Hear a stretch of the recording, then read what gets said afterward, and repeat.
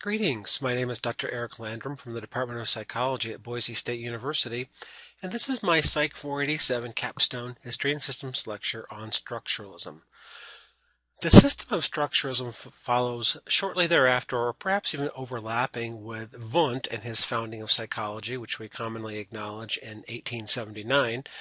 Edward Titchener, you can see a reproduction of a painting of him, lived from 1867 to 1927, born in England, educated at Oxford University, actually got on the boat, went to Germany to study in Leipzig under Wilhelm Wundt, under his tutelage.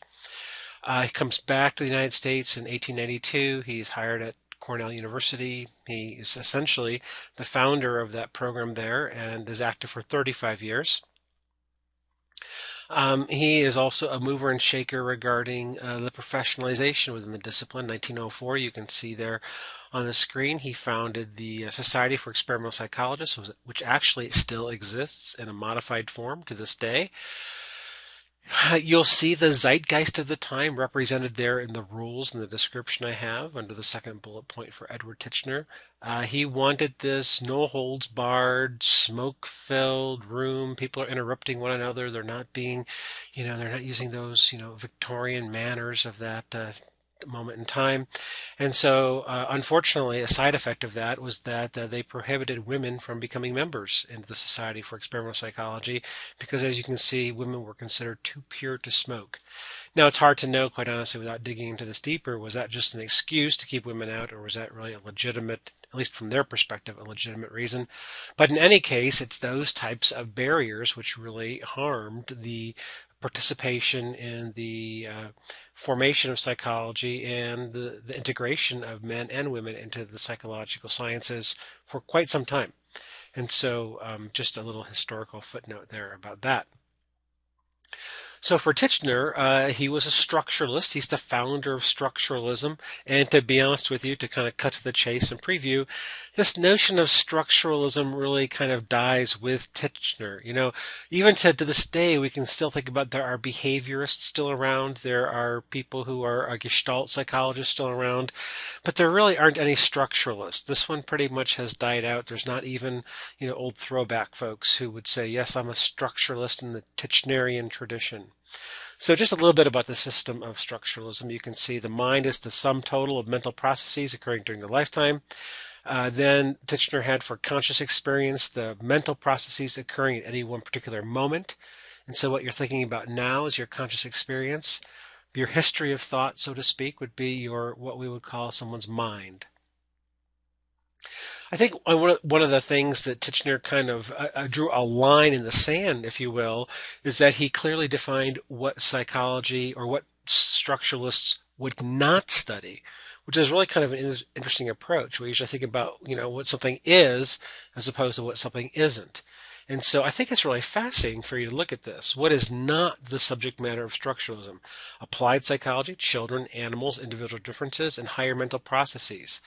If you think about what psychology is today, it's all those things. We're very much into applied psychology, industrial organizational psychologist, human factor psychologist. A lot of our attention goes to helping children in developmental psychology and understanding, stages of cognitive development. We have a whole area of comparative psychology where we can learn from our study of animals and how their behaviors relate to the study of human beings. Individual differences and personality theorists are in great use in psychology, and the whole of cognitive psychology is about higher mental processes. And so Titchener, kind of ironically, defined what wasn't psychology in the early 1900s as to really the bulk of what psychology is today. And so he kind of draws that line in the sand. There's a line of demarcation of what is and isn't the purview of structuralists in their approach to psychology. As with Wundt, a key component of Titchener's approach to structuralism, a methodology, if you will, is introspection. And so we're interested in describing the processes. The task of psychology is to describe the general human adult mind. No interest, again, in children, no interest in animals there. And so he wants to understand the structure of consciousness through this experimental introspection that he learns from Wundt when he goes to Leipzig and studies under him. However, he does, like what many pupils do, he kind of discards the pieces and parts that don't apply to his view of psychology. So Titchener discards Wundt's apperception and that need for the active mind, that focusing, that, paying attention is discarded by Titchener in his view of structuralism and understanding consciousness and through introspection. So for Titchener, science begins with observation, and within psychology, that observational tool is introspection, the observation of one's own consciousness. For Titchener, the aims of psychology were fairly straightforward. His goal was to reduce conscious process to their simplest, most basic elements. And so thinking about this perhaps from a chemical perspective, we've got these compounds out there.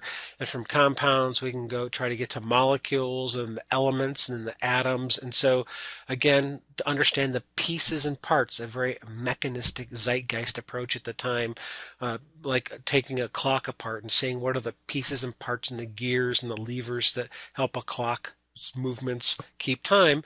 Same idea here in psychology. We want to take apart the structure of consciousness so we can see the pieces and parts and understand how one part influences the actions of another part of consciousness. Another aim of psychology from a structuralist perspective, determine the laws by which the elements are associated. And so how do these elements get combined? So there are rules about elements and molecules, and they have poles, they have electric charges, and you can think about, a chemical analogy of the pieces and parts and how they fit together. Well, this would be our psychological analogy, if you will. How do these basic structures work together to create this consciousness expectation? And finally, you bring those elements into connection with their physiological conditions. So under what environmental conditions do certain thoughts emerge from consciousness?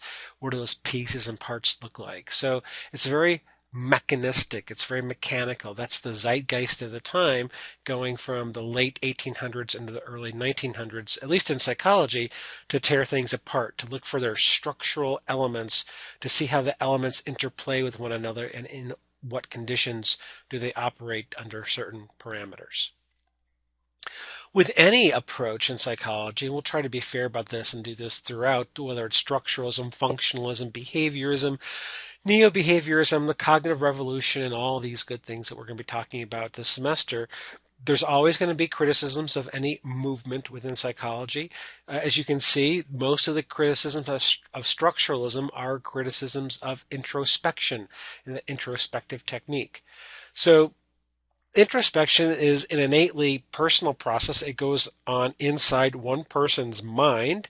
And so there's little agreement. There's not a lot of reliability or faith in the reliability of introspective sessions.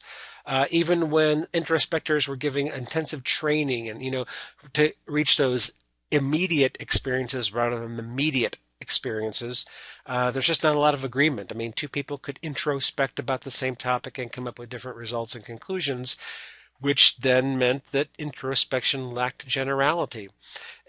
You couldn't just teach someone off the street to be a highly trained introspector. It took probably months and months of training, a very sophisticated, highly developed skill set, according to folks like Wundt and Titchener, to be able to introspect properly and to extract those immediate experiences and not the mediate experiences.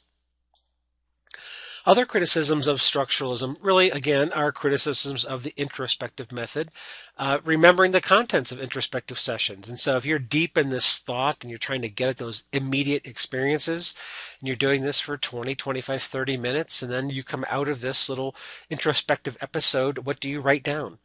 We can think about things from cognitive psychology with regard to the primacy and recency effect. And so, after a 30-minute introspective session, you might remember the first 5 minutes, the last 3 minutes, but what happens with the other 22 minutes in between? And so there are some methodological challenges to the introspective technique and data recording from that approach.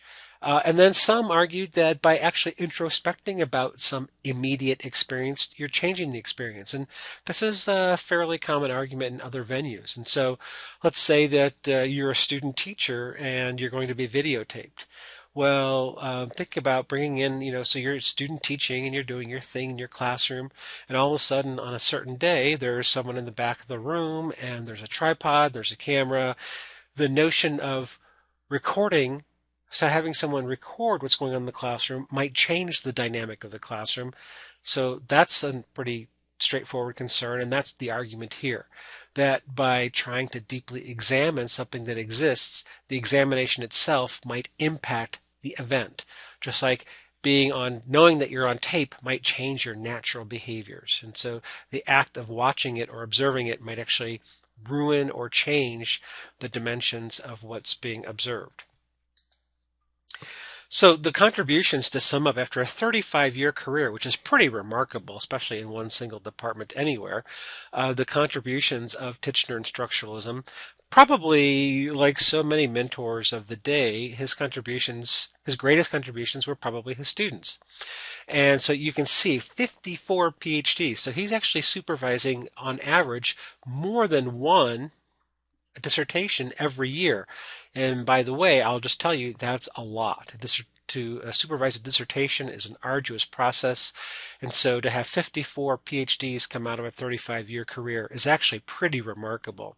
I've got three of his better known PhD students on the screen there for you. Edward G. Boring was really of his time, leading American historian, wrote a book in 1954 of history of psychology. And yes, in a sad moment of irony, yes, it's called Boring's History of Psychology. That's because of his last name, not because of a commentary on the subject matter. Margaret Floy Washburn was the first the first female PhD student in psychology, Titchener's first PhD student altogether, instrumental in looking at animal psychology and looking at this notion that of a comparative system where we can study animals to help understand ourselves. And then Joy P. Guilford, and that looks like a woman's name, is actually a man.